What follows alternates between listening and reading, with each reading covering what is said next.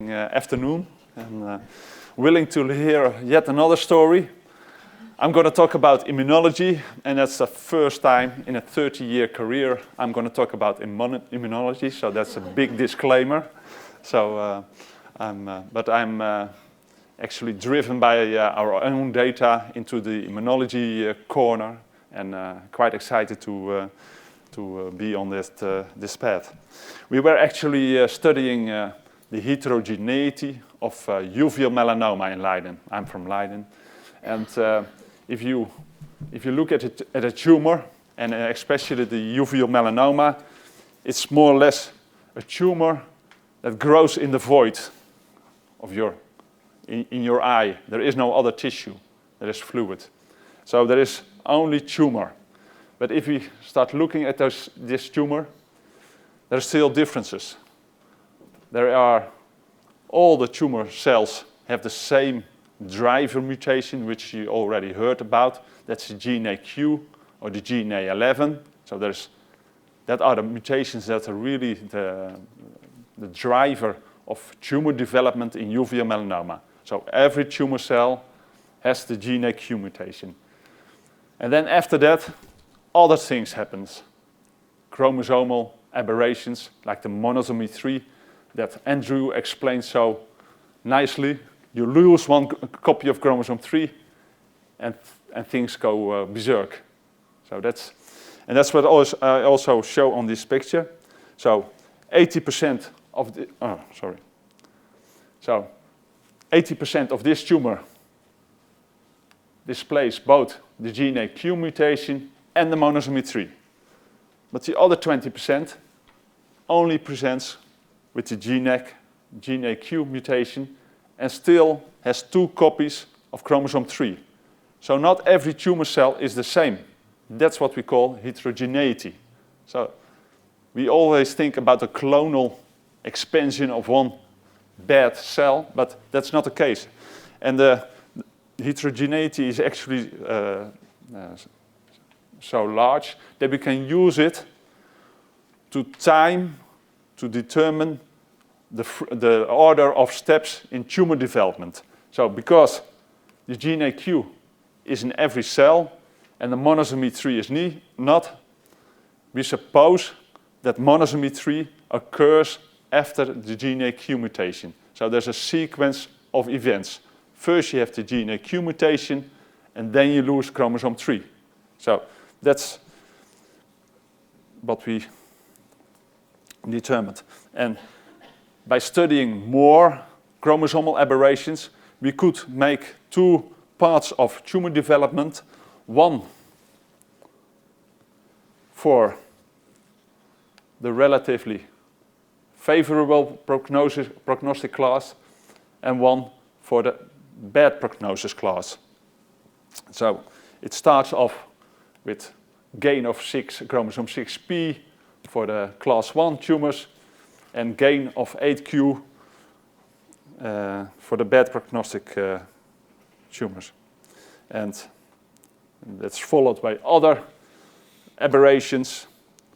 And eventually we developed a complete path of tumor development in uveal melanoma. And we also put it in a journal. So that's all nice, and that's the heterogeneity that we used to determine the order of the events. But when we studied the heterogeneity, we also came across tumors in which not all cells were tumor cells, but also healthy cells were present. So the cancer cell is characterized by the gene AQ mutation, the first mutation that is present in every tumor cell. And the other cells, the healthy cells, are characterized by a normal gene AQ. We can distinguish those cells. So within the tumor, growing in the void of the eye, there are cancer cells and there are normal cells in there. And that's what we call cellular heterogeneity. And we could study this because there is a genetic difference between the tumor cell and the normal cell. And that's, of course, the gene AQ mutation. And with a nice digital technique that we nowadays have available, we could very accurately measure the fractions of tumor cells and the fraction of healthy cells. So this is one that I want to skip a little bit. So it's a digital technique in which we put the DNA of your whole tumor into 20,000 different droplets. Those droplets are, the signal is amplified, and afterwards we can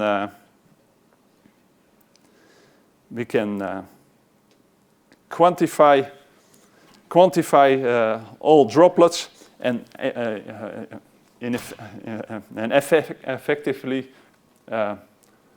quantify the number of normal cells and the number of mutant cells and the number of cancer cells.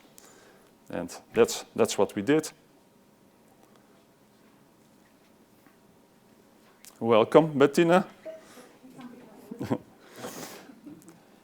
And what became apparent when we analyzed a group of primary tumors that with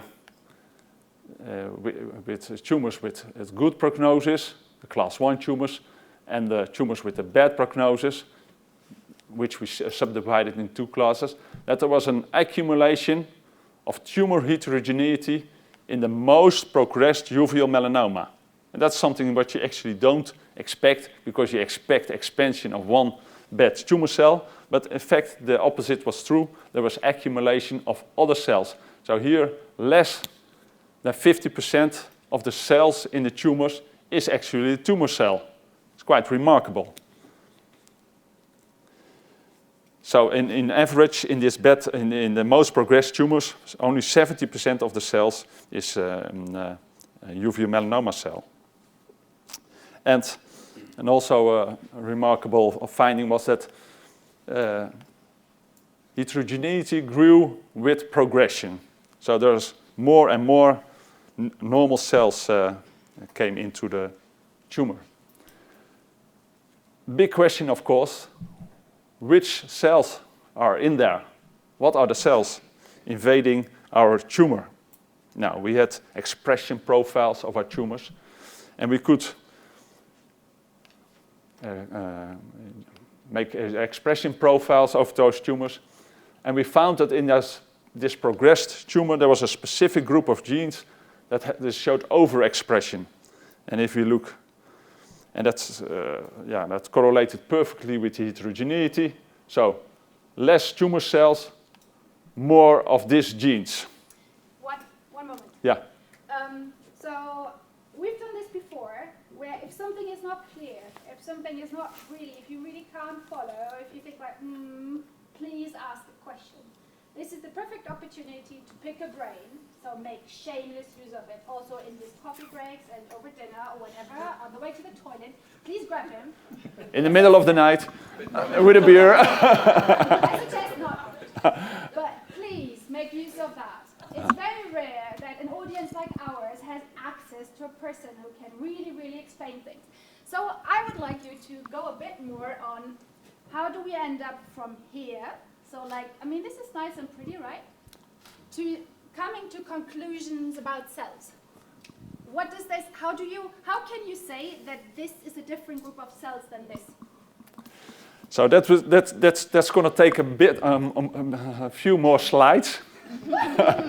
But actually, if you imagine, if you go back to those clump of cells, so if we minced up this clump of cells and we take out of all the messenger RNA, so the DNA What's messenger RNA? Yeah, the DNA is transcribed. Thank you very much, Bettina. So the genes, that are so important for the specific cells, are expressed, and each cell expresses different genes. So if you have a mix of tumor cells and other cells, and you mince up that whole tumor, they end up in your expression profile, the other cells. And that's how we can dissect them, more or less, based on the combined expression profile. And this is the primary tumor. Just the primary tumor. Yep. Yeah, just the mushroom of the of the tumor in the eye. Have you explained the difference between DNA and RNA? No. Is that clear? Is that clear here, what the difference is between DNA and RNA and why that matters? We had Andrew talking about DNA mutations. The long thing. You remember these nice, pretty blobs there, where you said you can unravel them, and they make a very, very, very long line of single letters? That's our DNA. I like to think of DNA as our cooking recipe. It's a cooking recipe how to make every single cell of our body. We all start as a single fertilized egg cell, and every information how to make a full person out of there, including this mousy hair, has to be in this cooking recipe from the beginning. However, not every cell of my body makes mousy brown hair. Some of them are liver cells, an organ that is of interest to you. Some of them become bone or skin. And that means that cells are different. A hair cell is different from a skin cell, is different from an eye cell. And how are they different? They're different that not every possible gene that's in the cooking book is actually cooked in this cell, but just the ones that you need to make hair or skin or whatever that may be. And the intermediate step is RNA. DNA is the full cookbook. Just parts of it get read. That is the RNA. So these profiles are basically looking at what is currently cooked in this single cell, or as you said, mashed up bunch of cells. And then from that you can conclude back whether this was rather something that looks like a mousy brown hair cell or a skin cell or an eye cell, or here, of course, a rather specific type of cancer cell. It is important because it tells us something about these cells and about the properties that we can then hopefully exploit to devise a strategy how to kill them. That's why it is important to understand what these profiles mean. So RNA subset tells you something about the cell that had it. Sorry. Great. Because it was quite easy to tell what those cells could be, because two important genes were expressed. They were mentioned by Marcus, the previous talker, about the immune system. So this is CD3 and CD8 that are markers and genes expressed by lymphocytes, T cells that kill off the tumor if they are in the mood. So there were T cells in there. So that's what we can learn from this expression profile. Such specific genes are only expressed in immune cells, not in tumor cells. So that's important. So, but we are into quantifying cells. And a gene expression is not telling you how many cells are there. We must quantify that. And we use a digital technique that I just showed you a little. And therefore, we need DNA markers. So a tumor cell can be distinguished based on gene AQ mutation, but how do we count a T cell? Because in principle, it's a normal cell, so all the DNA would be the same. There's no mutation. Now, luckily, the T cell has the T cell receptor, and that with which he recognizes the epitopes presented so nicely with the MHC. What's an epitope? Oh. Does everyone here know what an epitope is? No. Sure. So. Okay, an epitope. So we have heard from the previous speaker that we have to make sure that our body keeps its integrity and that we only attack the cancer cells or viruses and bacteria invading us, but not ourselves. Because if that happens, we have an autoimmune disease. And that's something we don't want either. So we want to get rid of the nasty ones and keep the ones that are healthy. How does that work? Every cell has something like a recognizer that tells the immune system this one belongs here and this one does not belong here. The body is very, so recycling was not invented by the Germans or anyone else, or we all recycle hopefully at home, right? Our rubbish, we nicely split in different bins. Our body is super, super, super, super, super good in recycling material. because proteins are very valuable, and it's something you don't throw away. So if you have produced a protein you don't no longer use, or that's all of a sudden too old, what happens in the body is that it gets chopped up, and the pieces are built into the next model. Some bits of the pieces, however, get presented on the surface of the cell on a special receptor.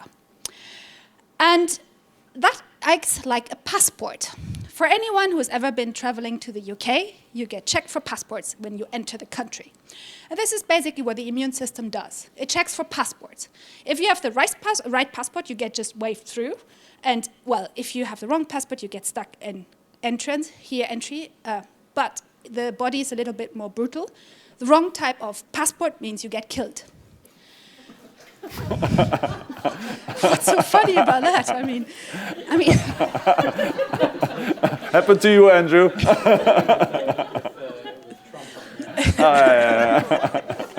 I don't comment on that, okay?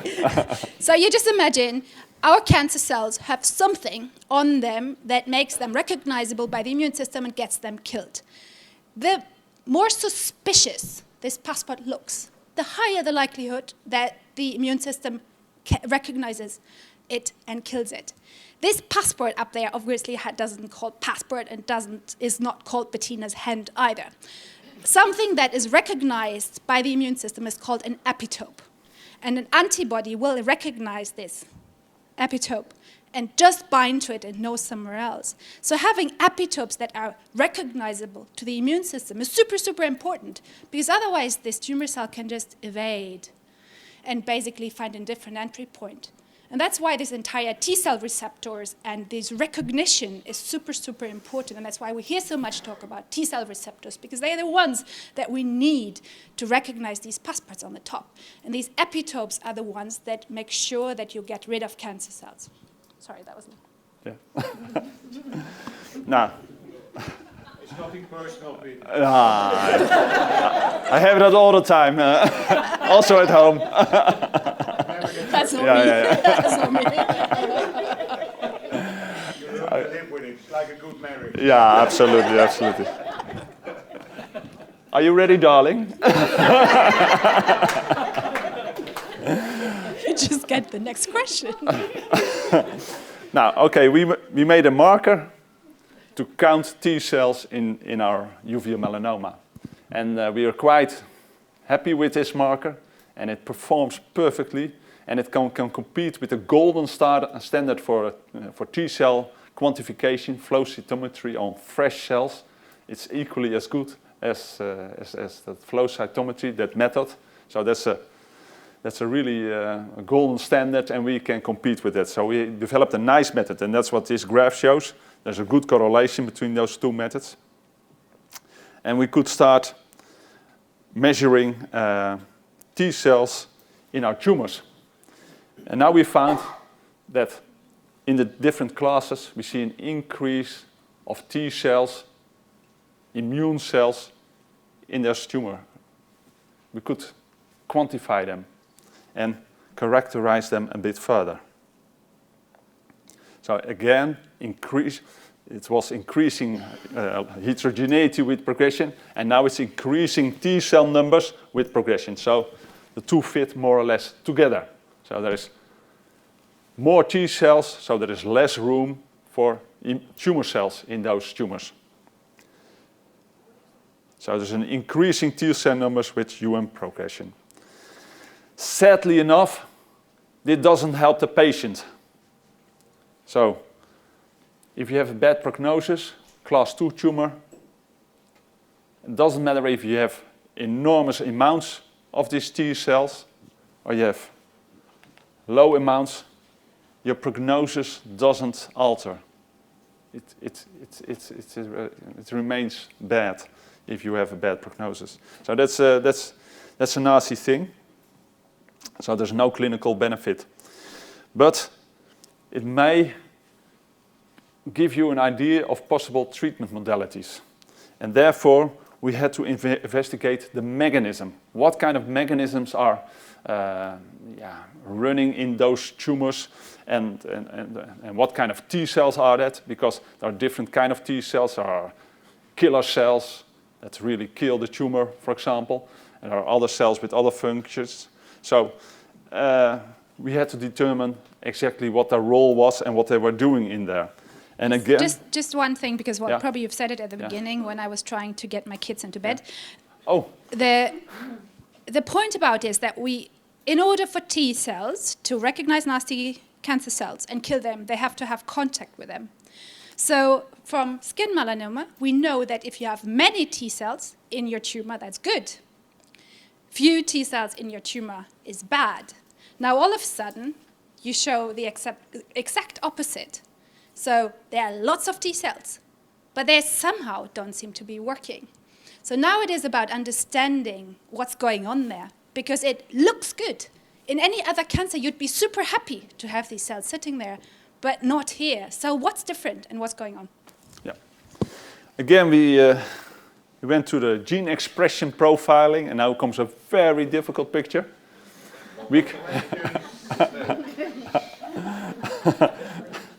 So, we compared our expression profile of the immune infiltrate, our T-cell related expression profile. We correlated it with expression profiles of all kinds of immune cells, activated, inhibited, to get an idea what our immune system in the uveal melanoma was doing and what the status was of that immune infiltrate.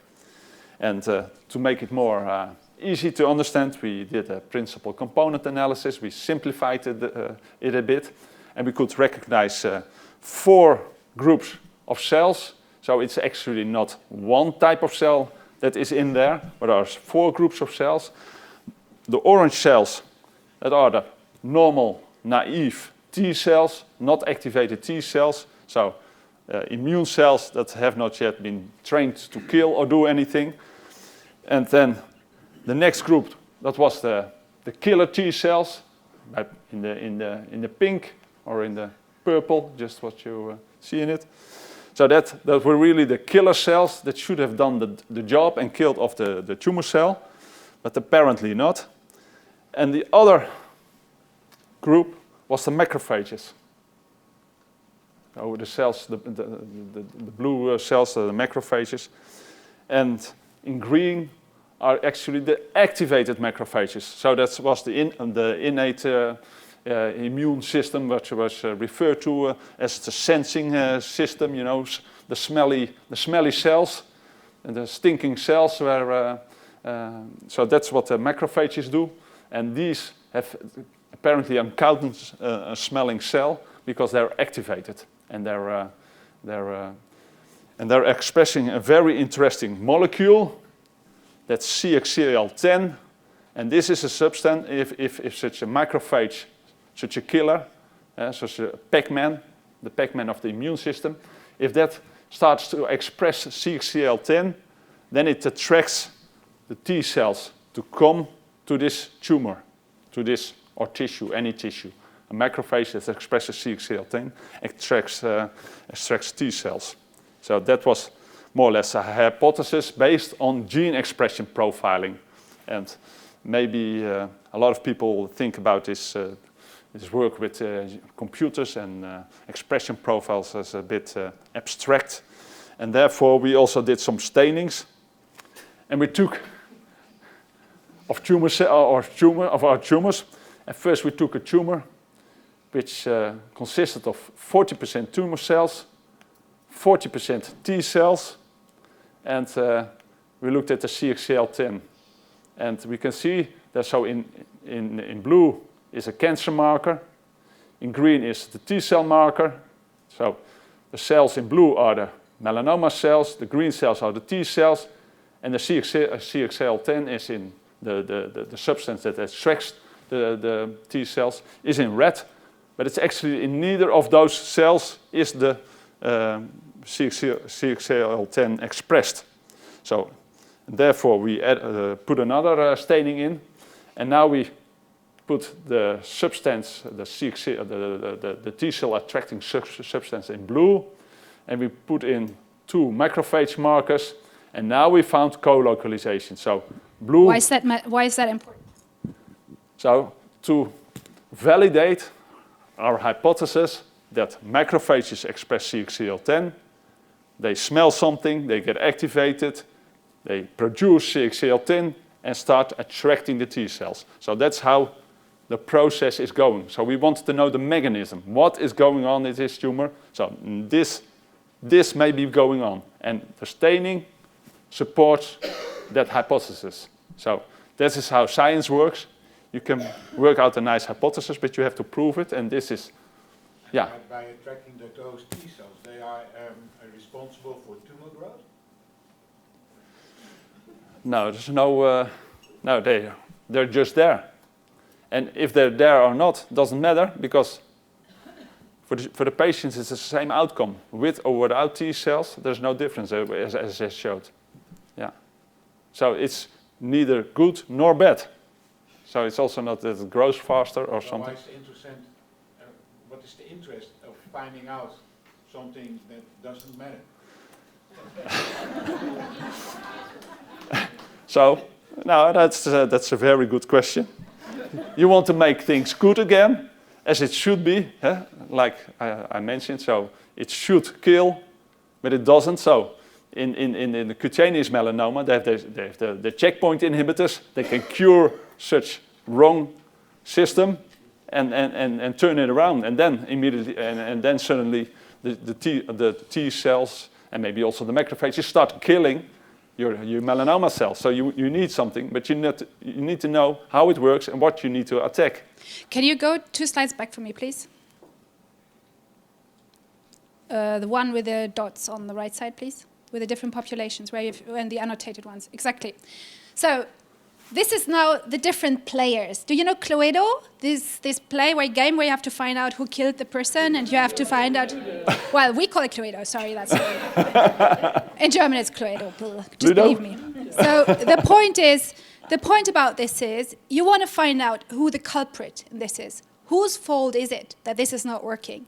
Important players are sitting there, but nothing happens. So who or what is not doing their job? This is interesting from an immunological perspective, because we have always believed that you need the pinky ones here, the orange and the pinky ones to do the job. At least that's what they do in cutaneous melanoma. So everyone thought, oh, melanoma, right? But no, that's not true. And there was in the talk previously, there was actually a hint about the HLA expression, that this is the specific type of killing, you know, the passport killing. And then there's the one everyone who smells just gets kicked out. That's the innate immune system. That's the old immune system. That's when we started to deal with nasty things. We just got rid of everything that smells. In evolution, we later on learned we had to be a bit more sophisticated. That's why we developed passports. This is the way cutaneous melanoma gets rid of the problem. There is something else going on in uveal melanoma, and now it's about finding out that the players are sitting there, there's something novel in there, but now it's about understanding how they interact with each other, and therefore the stainings after all, because that is the link what these blue and green guys have to do with the orange and purple guys, and therefore the next stainings.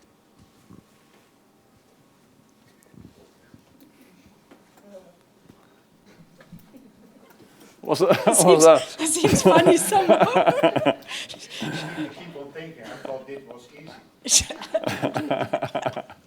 You'd be bored. We can't have that. Now here an example of a tumor without an immune infiltrate. So it's all tumor cells, no T cells, and rarely some chemokine expressed.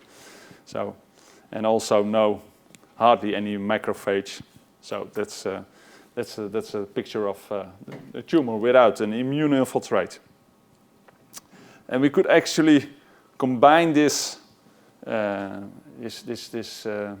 macrophage and T cell infiltration with the steps in tumor progression. So the first step in tumor development is the driver mutation in gene AQ or gene A11. Then we state that the isochromosome 8q is the next, followed by monosomy 3, and then followed by chromosome 16q loss. And if we start looking at the tumors and stain them for T cells and I think something went wrong. If we started staining them for macrophages, that's the first one that we did. So this is maybe something that was messed up. So tumors with only 8q gain, not yet with monosomy 3, already presented with macrophages, whereas tumors that also presented with monosomy 3 started presenting T cells. So there's some correlation with tumor progression and the occurrence of immune cells. So that's interesting. That's yeah. That's a nice thing. So the DNA, we all based our analysis on DNA and a little bit of RNA. And the DNA tells us who we are. That's also explained quite clearly. The difference between people is in the DNA. That's the blueprint. But it's also the blueprint for the tumor. So it tells you what happened in the tumor, the order of events, what went wrong in the tumor, what are the drivers, and what's really going on. But now with the new markers, the same DNA of the tumor also tells us some things about the immune system, which cells are present and which are possibly interacting with your tumor cells. So that's a nice evolution for us in studying uveal melanoma development. We can study the differences in... But this is tumor DNA you're talking about, somatic DNA. It's tumor DNA that consists of both cancer cell DNA and normal DNA. So, okay, just one thing, because I think it's important for people to understand. There is something that we call, and that was on a slide earlier on, which is called germline DNA. That's, remember, the fertilized egg and everything from mousy brown hair to skin to eye color is in that cooking recipe. There are certain things that we have in our bodies that we will pass on to our children. And that's why it's called germline, because it goes through the germ cells. And this is what we pass on. This is information that sits in every single cell of our body, and it does not matter whether you take a hair or a bit of skin or a swab from the inside of your mouth and do a DNA test on it, that will always be the same information. That's not the same information, however, from a tumor. We have heard earlier today that tumors have highly unstable DNA and change their information.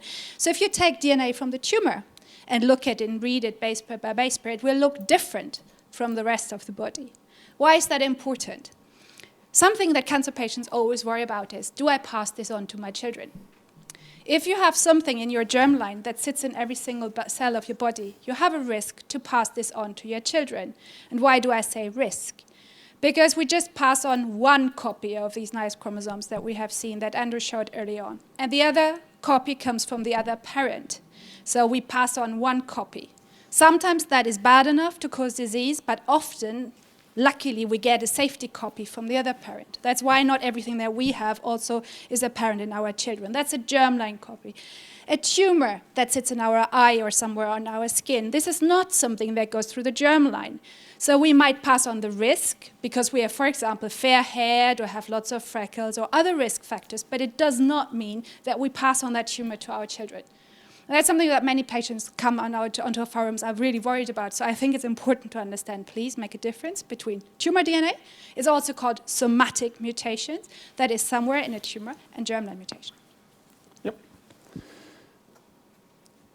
So now we also we have a more complete model of what our tumors look like, because in red we determined the cancer cells. That's where we used the driver mutation for. We can really quantify them.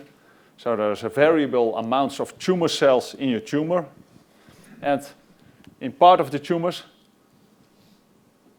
a part of the space that's not tumor is filled up with T cells. That's indicated with green. So with smaller parts for the tumor cells, there's more space for T cells, and that's what we can also observe in those uveal melanoma. However, there's still gray parts present, so there are other cells. And that's what I mentioned, and therefore what I mentioned the rest of the immune system and the other cells that we should type, and characterize them also. So first we started to analyze the clones that had recognized the passport of Bettina. How different are they? Are they more similar? Is there one passport recognition motif very prominent? So maybe a specific tumor antigen or something like that. So that's why we sequence those passport recognizers. But we also started to look at another cell type, and that's the B cell. And that's the one that makes the antibodies. So that's really important for the recognition and the killing also. And again, we could show in the same tumors that have high T cell numbers, in part of them we also see B cells. And now we also developed an assay, also quantitative again, to count the B cells in your tumor, because they are also an important factor in your immune response. How we're going to deal with this alien cell, this tumor cell in your body. There's a B cell has a very important role. And therefore, we're going to extend our analysis with B cell and other cells, and we're going to make a complete model. So in the end, we will be able to visualize an immune system in the tumor cell and maybe find out where the problem is that we have to solve in order to get an efficient immune response and get rid of our tumor. Our primary tumor, and of course the metastatic one. That's a complete other issue, of course. And that's of course an aim of Cure-UM. Cure. Cure. It's late. It's late, yeah. Just so, but that's just because the words were cure for you. Well, that's what we're in for. So that's what we aim for. So a cure for UV melanoma, and by dissecting on a genetic basis, more or less, because that's what I do. I do genetics, and I'm not into immunology. But by simply counting each cell type and connecting it with the expression of that cell type, we can say something about the functions that go on and what possibly, hopefully, going to tell us what's going wrong. So, of course, I represent the ophthalmology department from Leiden, but especially I represent Cure, and I'm very pleased to be part of this group of people that has the same goal in science as me, and that's where I want to end my presentation. But maybe Martina has something to add. I cannot give you all the names, but. So for you, you've given probably an introduction. Andre is there as well. So we, as our network, as MPNE, are partners in the same project. We just weren't at the meeting. That's why we're not on the photo. But we are a partner in this project, and we believe that it is really important that, especially in a rare disease, and we've heard that from Eric and other speakers before, to work together and work across borders, because every country has too few patients to really be able to drive anything. So putting brains together is, in our opinion, the smartest way to go, and the best and the safest for our patients. So we're very excited there, and it's very nice to see the progress, because every time we invite you, there's something new on the slides, which is very good. So we keep track on him. Something for us to keep in mind is that immune systems, why we think that the immune system is such a good thing to get rid of cancer. We've heard different things about cancer today, that cancer is an evolving beast, that it's changing, and that it does something to adapt. So it's not just one problem we're having, it's a changing problem that we're having. And the concept behind the immune system being a good way to attack cancer is that also our immune system, over the million of years of evolution, has learned to adapt to the enemy. So it's basically matching a complex problem with an equally complex answer. And by tweaking it, as we have been able in cutaneous melanoma, hopefully starting or kick-starting a complex process that keeps people safe not just for a year, but 2, but potentially long term. So finding those, as you call them, checkpoints in uveal melanoma that we also learned the switches would be hopefully a step forward to harness the power of a highly complex and evolved system. Any questions for Pieter? It's like over there. Just like, do you have a second mic or just like? There is another one, yeah. The lady in pink. The lady in pink to your left. Ladies first. I think it's very reassuring and that you're working across countries and working together in a cancer that is rare. I just wanted to ask if other cancers have the same problems of recognition for the immune system at all, yes. and whether you're also linking with other cancers that present in a similar sort of way. Okay, so you have already, I've seen this slide flashing by earlier today. It's like a pretty unspectacular graph, which is like black lines going like this, ziggy ziggy, which kind of document how many mutations a cancer has, and cutaneous melanoma is the winner, followed by non-small lung cancer, and then it goes down. What this graph shows is how messed up the DNA in a tumor is. And you have to think how the more messed up, if you remember the recycling bit, the more likely you are to have funny passports, and the higher your chance to be recognized by the immune system. We think that, well, skin melanoma is introduced by sun damage. So you have UV light damaging DNA over extended periods of times, especially if you've been on a solarium. Like sunbeds accelerate the process, and the same is true with smoking.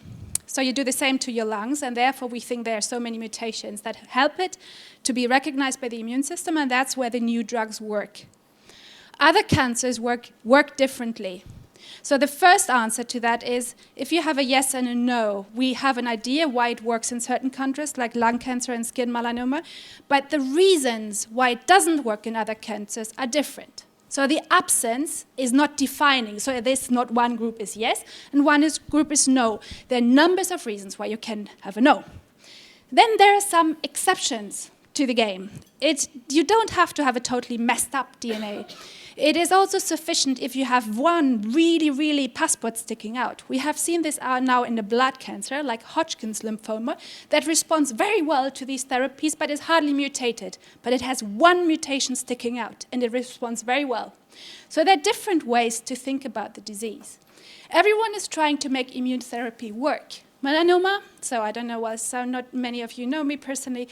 My husband died of melanoma in 2012, and at the time there were no new drugs available. That was just a little bit too early. At the time, skin melanoma, people died in 6 to 9 months. And from there, we have gone to these curves that everyone admires and envies. That went in a very short amount of time.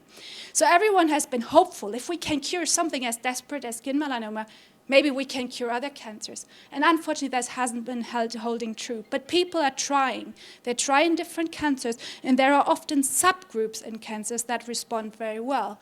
And people are trying to understand. But that does not mean that you can lump everyone together. This immune profile is pretty unique. I haven't seen anything.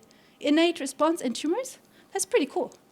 So you unfortunately have to focus on understanding the mechanisms of that very specific cancer, and then trying to find the trick. Having said that, the checkpoint in here might be able to work in other cancers. So, I think this is the hope. In working together, to back to the next topic, actually advocacy, rare cancers tend to be very good, like myeloma or other rare cancers, and they're grouped together as rare cancers in Europe, or EURODIS, even a higher umbrella. And I would strongly recommend everyone here to go looking at their resources. They have thought about the problem of being rare.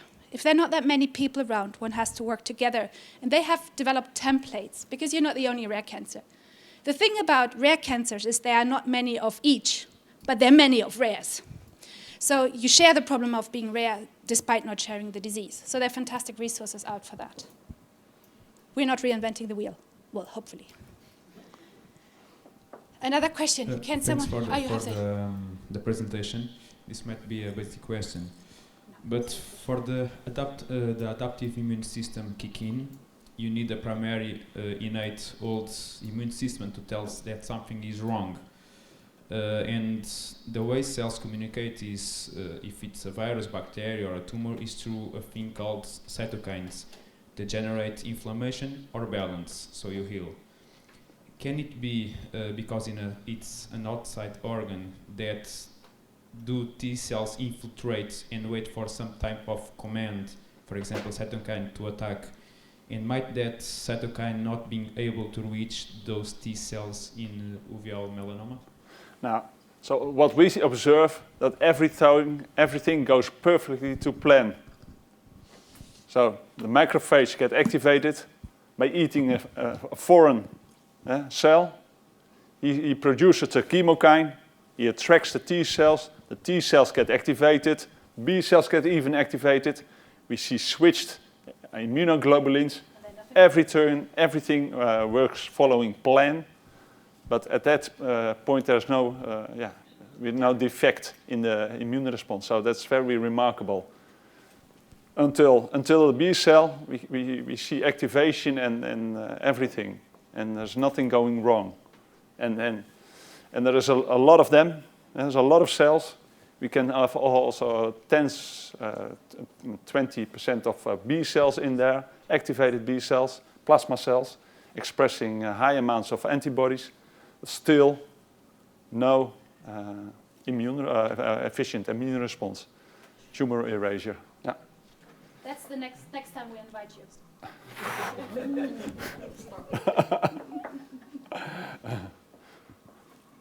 Any more questions? Dr. Joe? Please wait for the mic. Please wait for the mic. Stupid me, right? Are activated macrophages the same thing as checkpoint inhibitors? I am a bit confused. No. Do you want to answer that? No, yeah, you can. Yeah. Macrophages are part of our immune system, so they're cells, basically. Macrophages, phage has something to do with, it's Greek, and I think it was eating a lot, if I remember correctly, right? So they're cells going around gobbling up everything that's not supposed to be sitting there, for example, dead cells.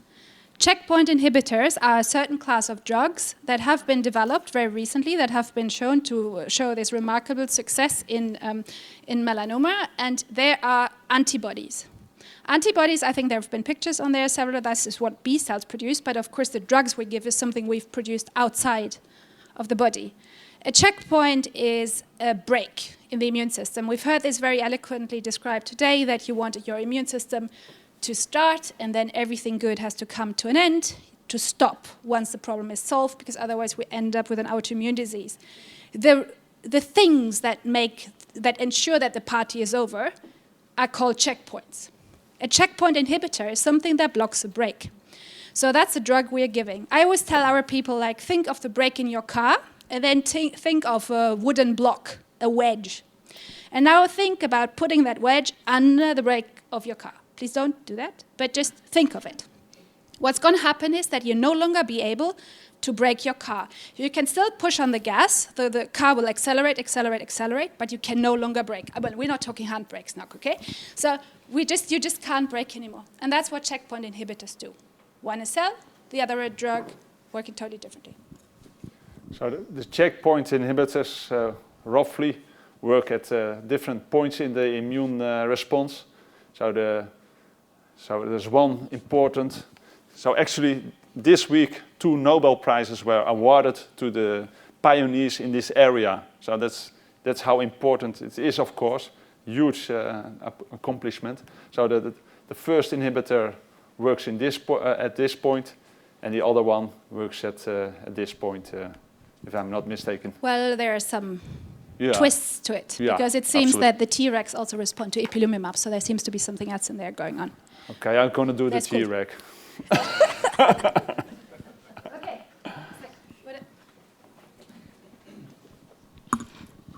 Yes, so the profiling you've done is of tumour, but what about the control, so normal cells? So what is the population of senescent macrophages, activated macrophages, same that goes with T cells, in the normal tissue?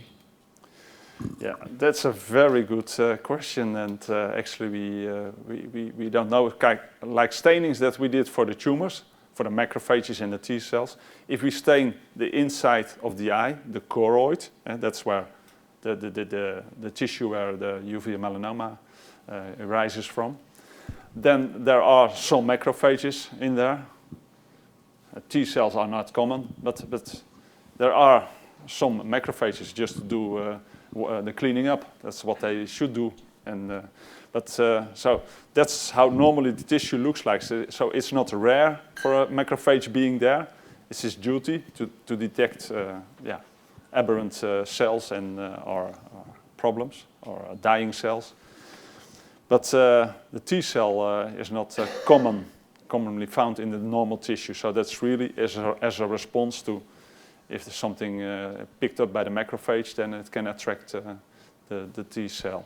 And the controls in this experiment were not normal tissues. The controls in this experiment were tumors that are stable and tumors that are progressing. So you basically take the control from the tumor and look at different like that. You correlate with clinical response, not with a totally unrelated tissue. Yeah, that's also true. Yeah, that's the bigger picture, the expression profiling, how that was done. Yeah. This is very difficult for me to say because I end up as a T-cell chauvinist if you look at immune cells. But I must admit, what we totally overlook is there are many. If we look at the end stage of evolution, if it's a tumor cell, it's probably one cell, and then two, and then four, and then there may not be a lot of immune cells around. There may be the sniffing macrophages, and there may be the patrolling police. But what we forget, and that's a very interesting emerging concept, and this may be also important actually for later therapeutic uses, is essentially things happen. If you think about a waltz, or a kind of people dance together, or we sing the same song, or an orchestra. This is what cells do. They're organized. So the melanocytic cells in the uvea, there is order, there is complexity, but they're orchestrated. And if the chaos happens, obviously the brothers and sisters to the left, the healthy cells, they don't let it go recognized. It's like, you're playing wrong here. Or you sing awful. Shut up. This is, or you dance the waltz. The other way around. It doesn't work like this. So this fitness in normal cells is an important issue. How it's not only so it may go much earlier. How things are being recognized. So I think to enable the fitness of order, not only in immune cells, but not in immune cells, appears to be an important issue. And this may be how some tissues, like the liver, are much more tolerant to metastasis, much more difficult to treat as compared to metastasis in the lung. But in the lung, because it's a tissue, we have to find a fungal infection or viruses. We all have a flu and we cough because our lungs are used to do a lot of stuff in fighting. In the liver, it's an area where we have to tolerate because we have all the bad stuff coming in from the gut because we eat very healthy, of course, all of us. Sure. I had French fries in the morning. So the liver is a very tolerant place. Not only for stuff that we eat, but also for tumors. So the location is an important issue. Yeah. Thank you, and thank you, Pieter, for your talk. That's fantastic.